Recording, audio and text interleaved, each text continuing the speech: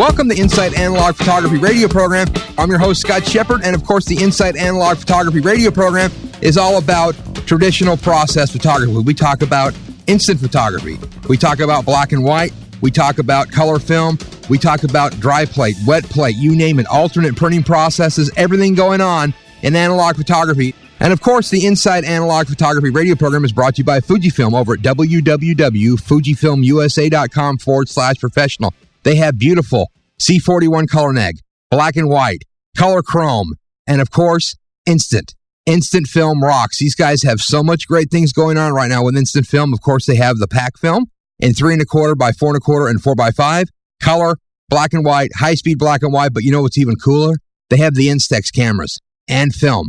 The Instax Wide is in the country, available everywhere, and of course, right now, brand new, the Instax Mini is now in the U.S. They have cameras, they have film. This Instax Mini is 2½ by 3½. It's the size of a business card. This is really fun stuff. You got to check it out. www.fujifilmusa.com/professional, making life more colorful. Our friends at Richard Photo Lab, the place to send all your film to get developed, proofs, you name it. They got a great workflow going. www.richardphotolab.com, DR5, for the most unbelievable proprietary process to turn your black and white film into positives, into chrome. You won't believe until you get your film back as a piece of chrome will blow your mind. The dynamic range, the latitude, it's just unbelievable stuff. Definitely check it out. www.dr5.com. Iger Studios, Lenny Iger, the place to have high-resolution scans done. You know, a lot of people now are shooting analog. They're using a high-resolution scan. They're making digital negatives on an inkjet, or maybe they're going straight to an inkjet output, but they're making digital negatives and they're printing contact prints. They're doing all the stuff you need to get a high-resolution scan. They're using an Aztec Premier 8000 PPI, adjustable aperture. They can give you scans that are basically grain-free. They can adjust it for every kind of film out there. This is crazy stuff going on with Lenny Iger and the guys at Iger Studios. Check them out, igerstudios.com. And of course, Upstrap at upstrap-pro.com. The camera strap that will not slide off your shoulder. Our media partners, www.apug.org, the Analog Photography User Group, the place on the web for all things analog process. This is a great place to learn, to share information, to get tips and tricks.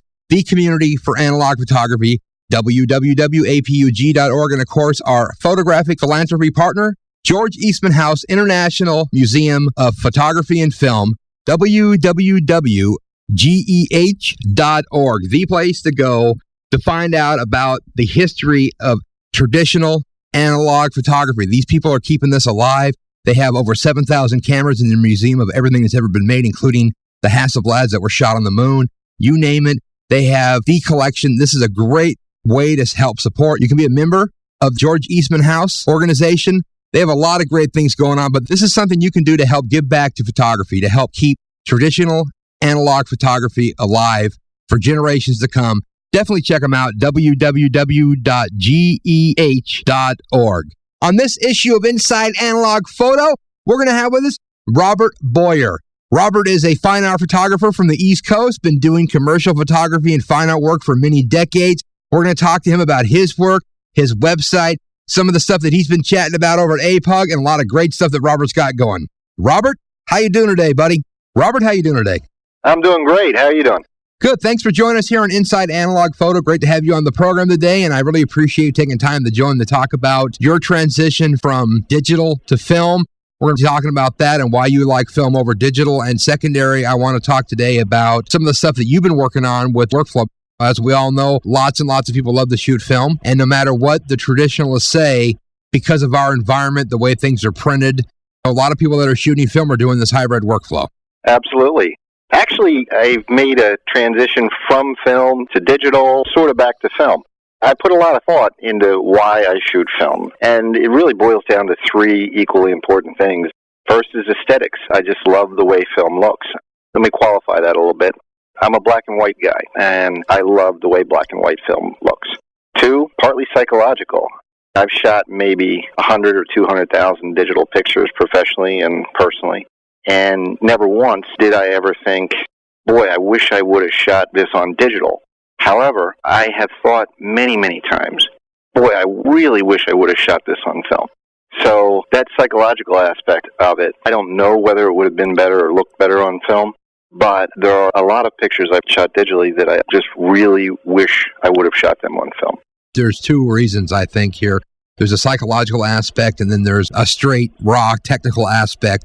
So to start with, let's talk about the aesthetics and why you like film capture over what you can do for digital.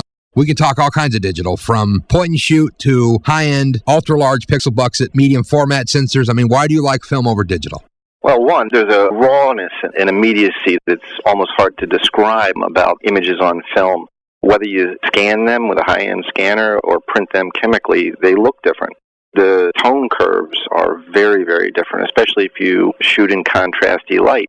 The way that the highlights fall off or the way that the shadows go to black are very different. And you can simulate it in digital, but it's a simulation. There's a lot of aspects that are very, very difficult to measure or describe, but it looks different. I can shoot the same picture on digital and film and no slouch at Photoshop, and I can try to get it as close as possible, but they won't be the same. I'll show it to anybody, whether they're a photographer or not, and they won't look the same. Do you think it's the toe and the curve, the toe and the heel? Do you think that you can't replicate this by doing your own curves adjustment in Photoshop, using somebody's plug-in?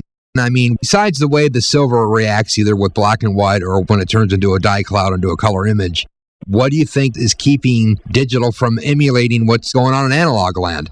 I really haven't studied the science of it because it's not that important to me. Maybe it's all a matter of convenience. And do I want to work that hard to get a particular look rather than just put a piece of film in the camera? I'm not saying that that's impossible. But from what I've seen with my own eyes, the way that film grain works, if you look at it under very, very high magnification, you can take a piece of film, take T-Max 3200 that has golf ball size grains, and somehow those grains will line up and follow details of objects and outline them so that even detail that appears to be smaller than the grain is still visible, which any of the grain simulators, even NICS, which is probably the best out there, they don't do that. They look different. They look artificial. Even as you shrink that down so it becomes invisible, there's a perception that's left there. Even with 8x10 film, it just looks different, and I like the way it looks. That's an aesthetic aspect. The psychological aspect, I guess, is associated with the way I think about photography, and I think the art of photography is that there is that immediacy, that slice of time, and there's things that are captured in the camera, and they're done. They're over with. There are no options after that. And you can manipulate the print, and you can make the print look one way or another, lighter, darker, more contrasty. But at the end of the day, what's on that film, whether you chose to shoot it in color or chose to shoot it in black and white, what film stock that you chose, what format you chose, they're all part of the taking the photograph in my head, and that's psychological. It's not something that I want to decide after the fact in a lot of cases. I'll just go retake the picture maybe. It's a different scenario. My head works differently when I'm shooting black and white than it does color. I've never shot a color image that I've done a black and white conversion that I'm satisfied with, and that's a psychological aspect for me because I approach shooting black and white differently than I approach shooting color. Let's touch on that real quick about the way that somebody sees, a photographer would see, or maybe even the way that you see when you look at an image and you say, okay, I'm going to put black and white film in my camera, or am I going to put color in? What makes you look at something and say, I want this in black and white, or this is going to be better in color, or what are you seeing? Well, I told you I'm a black and white guy, so everything's better in black and white to me. But at the end of the day, color is a complication in most cases to me, where I'm aiming to simplify, and I'm grabbed by the light, the tones in the picture. It has nothing to do with color. Color is a distraction. It's noise in a lot of pictures. And if you ask yourself the question, why should this picture, this image, this thing that I'm making, is it the color that I'm taking a picture of? And the answer for me is most of the time, no. It's not the same for everything, obviously. I mean, if you're taking a picture of the colors in a sunset, probably going to want to take a color photograph. But for me, most of the time, the pictures I take are not about color. It has nothing to do with color, and the color is a distraction. So I just get rid of it. It's a distraction in my head. It's a distraction in the photograph. And when I'm taking color, when anybody is taking color, if you're not very, very conscious of the way that the color is working in your photograph, it's a bad color photograph. For a lot of commercial work that I did in color, I cheated a little bit. Any of the commercial work I've ever did that's color probably has one or two different hues in it. A lot of different tones, but it doesn't have a lot of colors. It had a person and one other color besides the clothes that she was wearing or whatever. I don't know if that makes any sense whatsoever to you. No, it does. I think color, really, if the image is stark, crazy color, and if the image is really about color or the color or something that's going on in the scene that really speaks big time in color, it should be black and white. You're going to get better nuances of tonality. You're going to have a better dynamic range, more latitude. I just think that when you strip the color out of stuff and you're really concentrating on a subject, the black and white brings out more of what I think the photographer's eye was seeing or what you're trying to convey than just let's blow a bunch of color in it. Unless you're doing color photography to blow color in something, then it's cool. Yeah, I absolutely agree. And there's some people who are fantastic color photographers, and their pictures are about color. But for me, most of the things that I shoot, that I enjoy to shoot, it's not about the color. I don't care that the wall behind the person that I was taking happened to be blue. In fact, I don't want it to be blue. And I know you can change that in Photoshop, but again, it's not about any color. And when I'm shooting in color, if I have color film in the camera, if I'm shooting digital and it happens to be color, I tend to get very distracted by the colors. And that's not something I really want to take care of after the fact. I want to take care of it when I take the picture. So any other aesthetics that are drawing you away from digital? Because you have high-end digital gear, you have digital Baxter medium format, you have access to this equipment. A lot of people have access to it, but you've chosen to continue to use film after this trip through digital land, and now you're coming back around again. I mean, really, at what point brought you back to say, I want to shoot some films, I'm just getting burnt? Was just the time sitting in front of the computer? Was it more aesthetic? Was it the smell of a roll of film? I mean, what actually brought you back? Well, I'll tell you, I did mention that there's three equally important reasons that I shoot film. Psychological, aesthetic, the last one we didn't touch on, but to be perfectly blunt, economics. The medium format Bax that I happen to have, they're okay. They're a few years old, but technically they're obsolete. They're slow. They don't have the highest resolution you can get. The dynamic range isn't as good as you can buy now. At the end of the day, I'm thinking to myself, I guess I had a realization in June at the beginning of the summer. I sold two Nikon D3s, and my intent when I sold those D3s was to buy a D3X and a D700 as a backup. So I'd have to put a couple of grand in after I sold the two D3s. There I'd have a D3X and D700, and I'd be set, not obsolete anymore. And the funny thing happened. After I sold the cameras and got rid of them, I said, do I really want to drop 10 grand on two camera bodies that are going to be crap inside a year or two? Not that they won't make good pictures, because they will. So I waited. I didn't buy a D3X. I didn't buy a D700. And I said, yeah, I'll tell you what.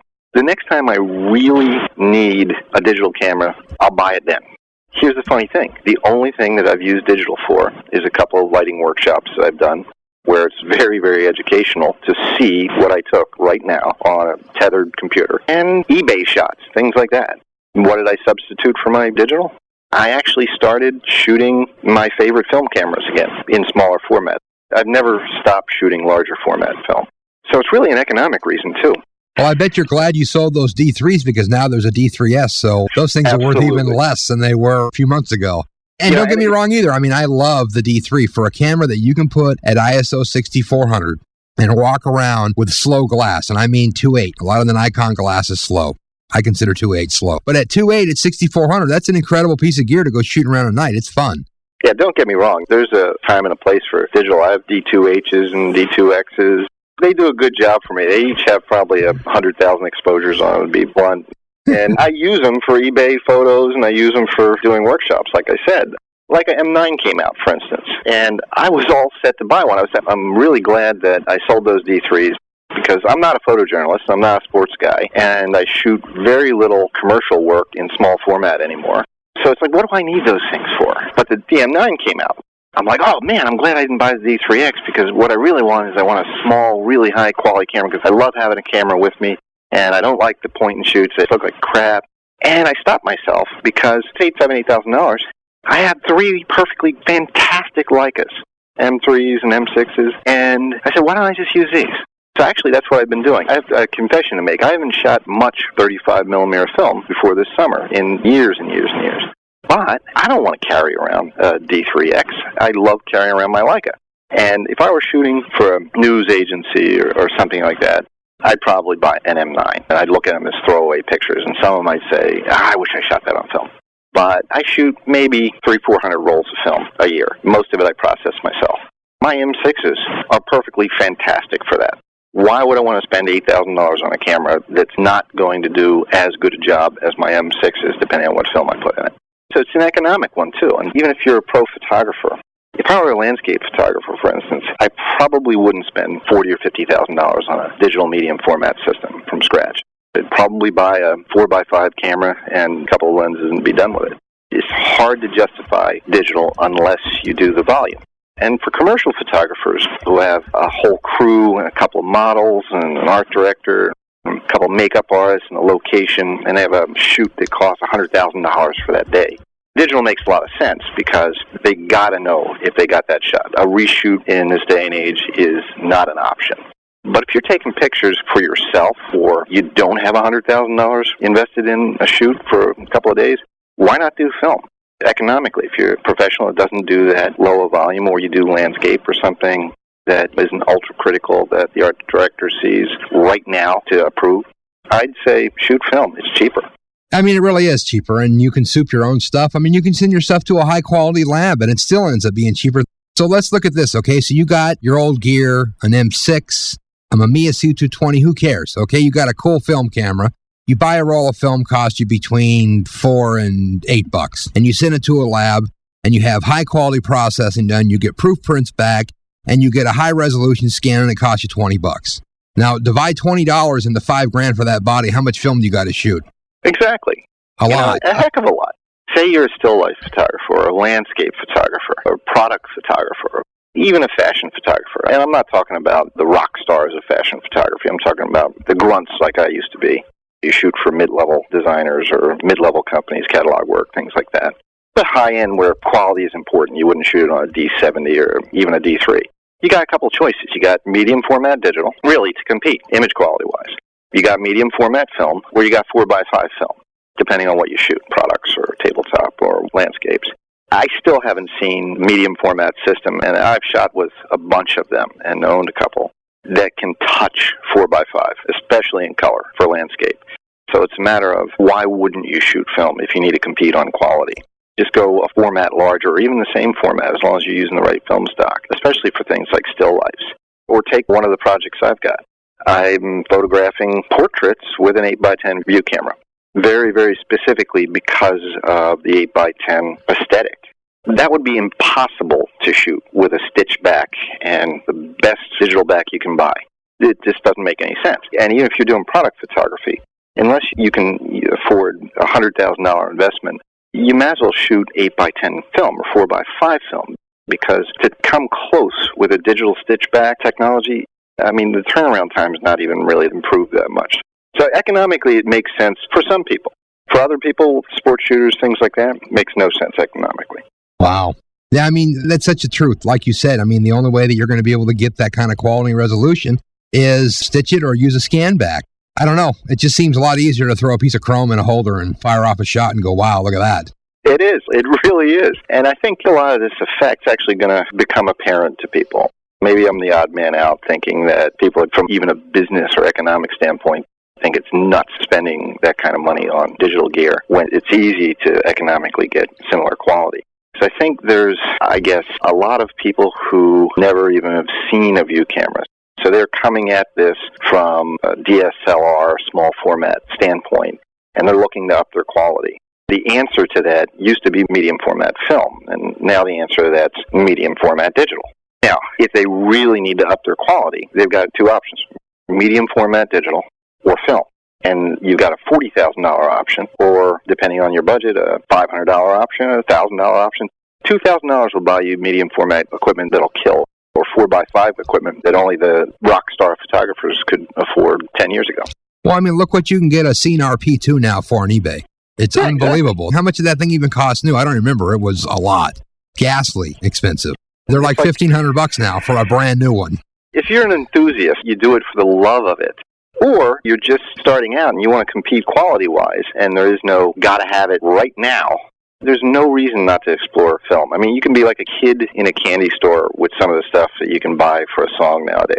It is a very cool time to be a film shooter. I mean, we've lost some of our films we like, but I still think there's definitely high-quality film to be had.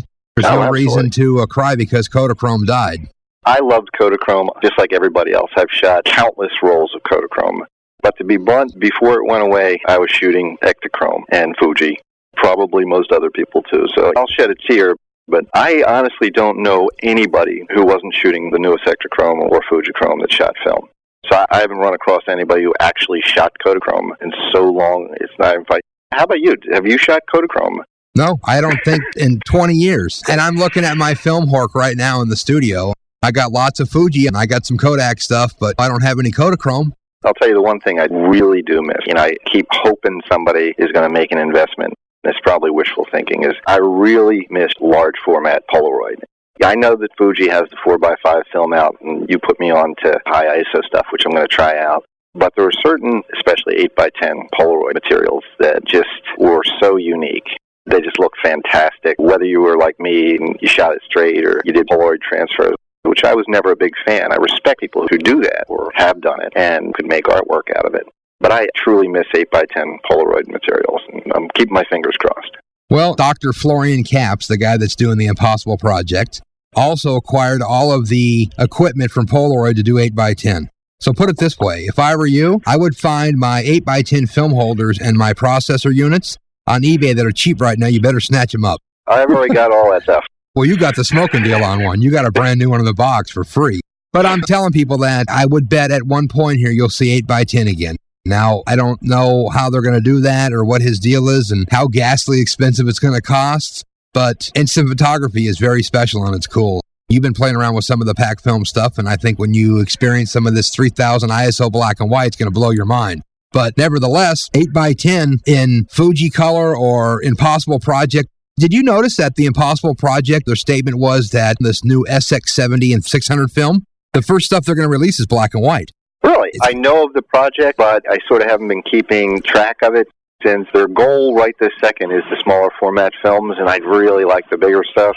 I haven't been tracking with it week to week, but that's awesome.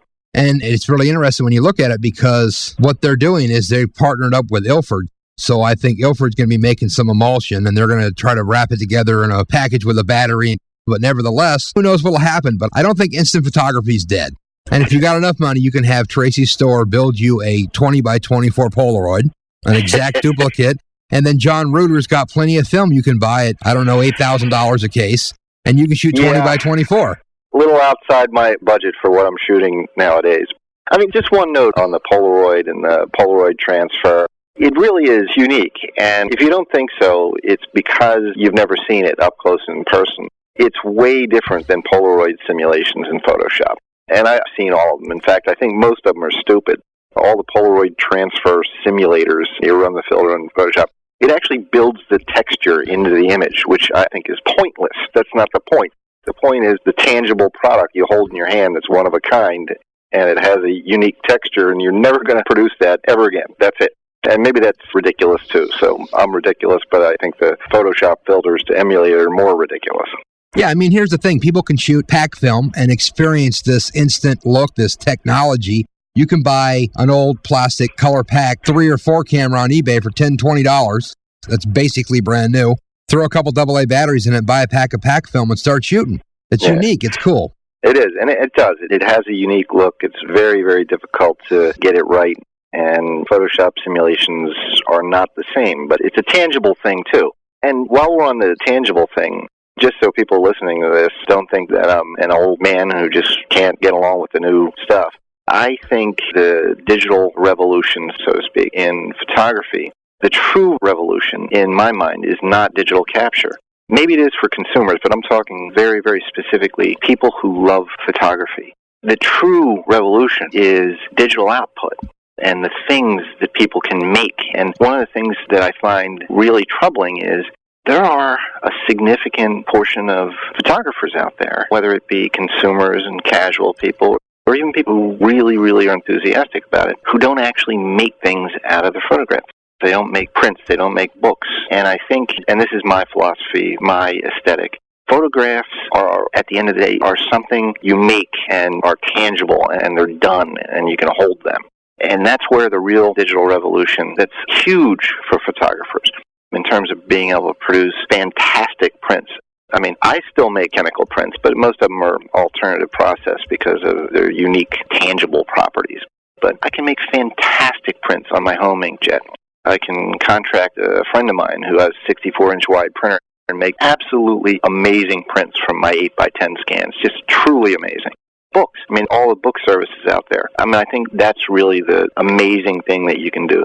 You can make private things. You can make 1 or 10 books of a project that you're doing for less than it would cost to print them chemically 10 or 20 years ago.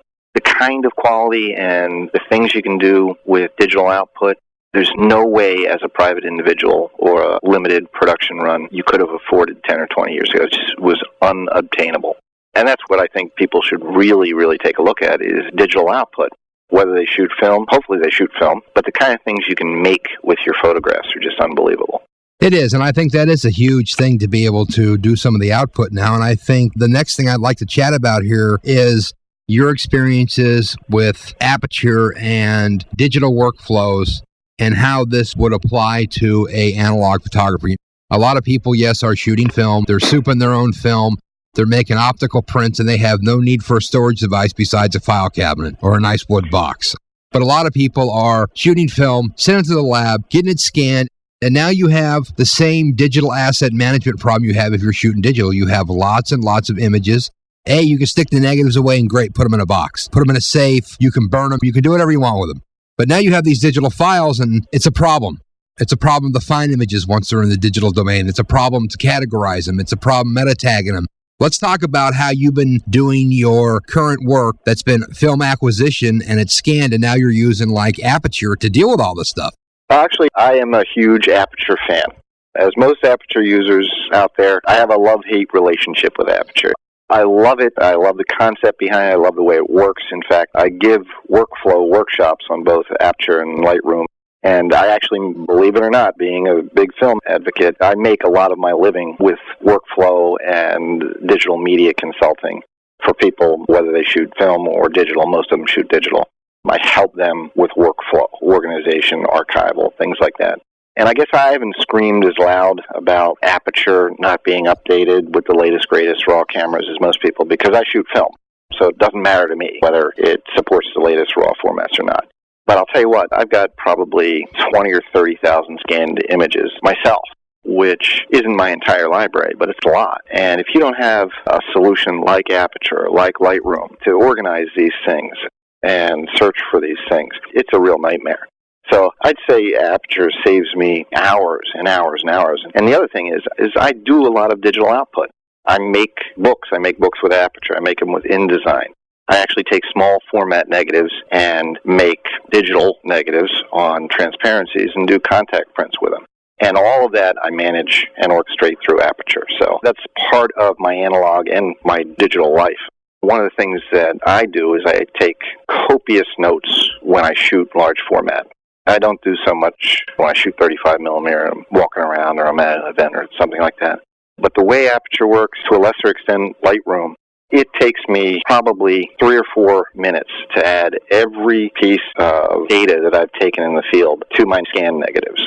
And that really helps. It helps me as an educator when I give workshops. I can find a negative based on any criteria, what camera I shot it with, what film it was on, how I developed it, what the exposure was, what the location was, who is in the negative, what project it is in. But I can find any negative out of 20,000 negatives I've got online in less than 10 seconds. And for me to be able to do that, I mean, that saves a ton of time. When I had to deal with my negative files, and I had a pretty good filing system prior to digital, for me to find one negative, I have to sort of remember whether it was filed by date or it was filed by job or both. And so even film shooters, if you have your negative scans, metadata is key. You know, whatever software out there can help you very, very quickly add the relevant metadata.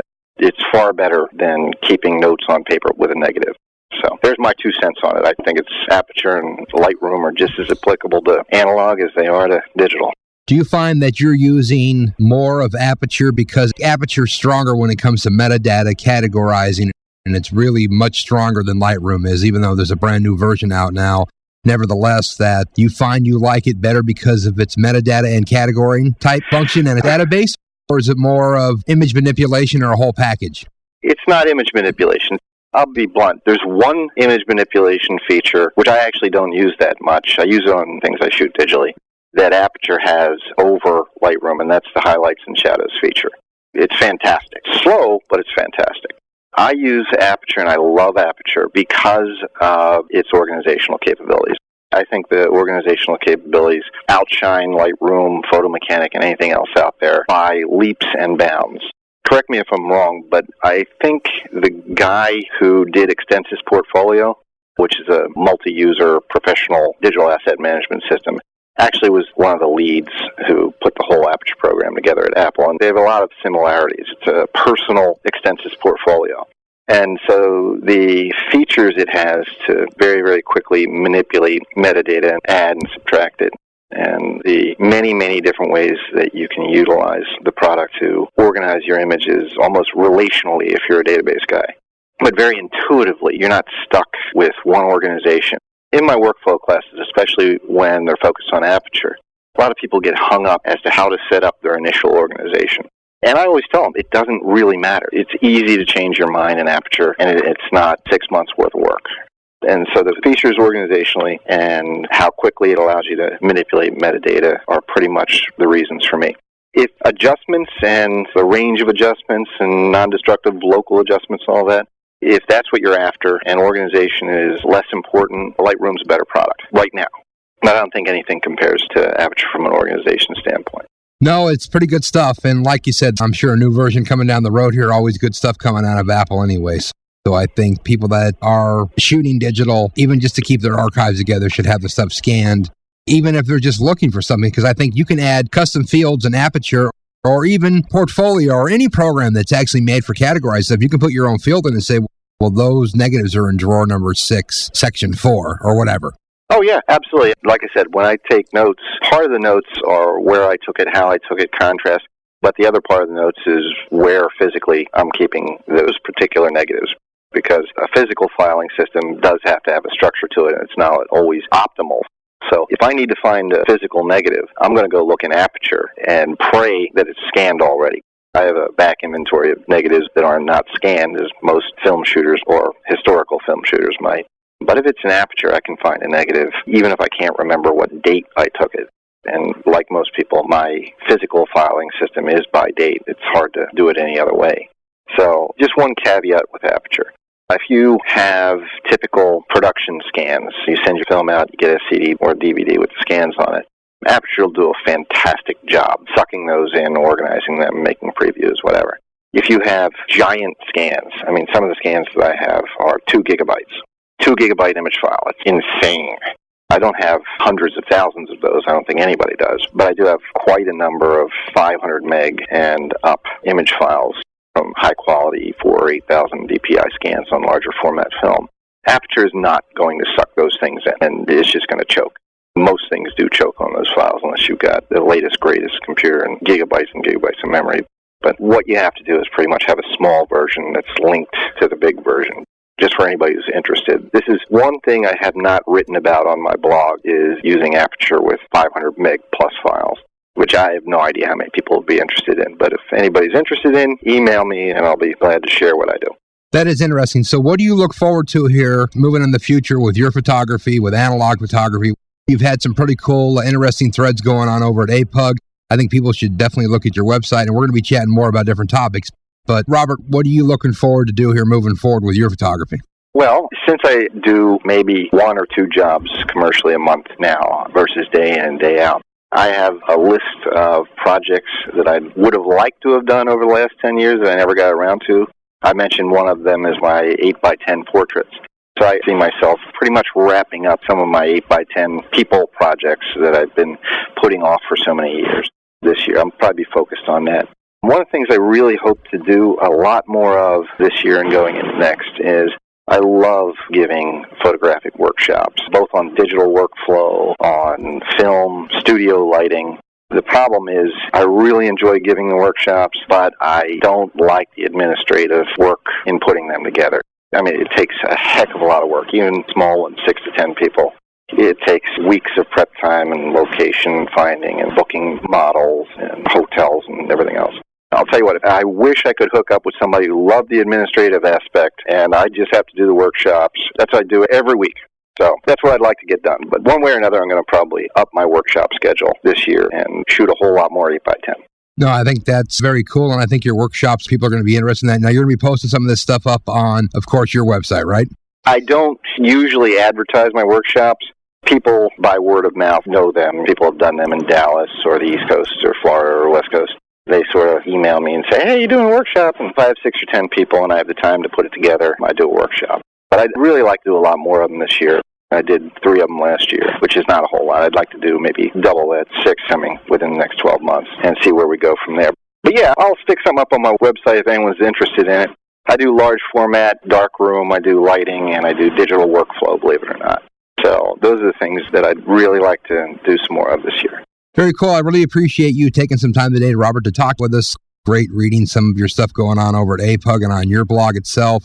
Next time we can chat about some 3200 black and white film and some things that you've been souping. There's a lot of great topics that you've been chatting about and provoking over at, like I said, APUG and your blog. Just beautiful photography and great stuff and really cool to chat today, buddy. Thank you very much. Well, there you go. Robert Boyer, great work, lots of information. You got to check out his website. It's a great blog, lots of technical information. Robert is a great asset to the photographic community. He's got a great help over at APUG and just a lot of stuff going on with Robert that's very, very cool. You definitely check out his website. The Inside Analog Photography radio program is brought to you by Fujifilm, making life more colorful over at www.fujifilmusa.com. Our friends at Richard Photolab at richardphotolab.com. DR5 over at www.dr5.com. Iger Studios over at igerstudios.com. Upstrap at upstrap-pro.com. And of course, our media partners, APUG, the Analog Photography User Group over at www.apug.org. Our photography philanthropy partners, George Eastman House International Museum of Photography and Film over at www.geh.org. I've been your host, Scott Chippert, here on Inside Analog Photography Radio. We'll be back next week with more great analog photography.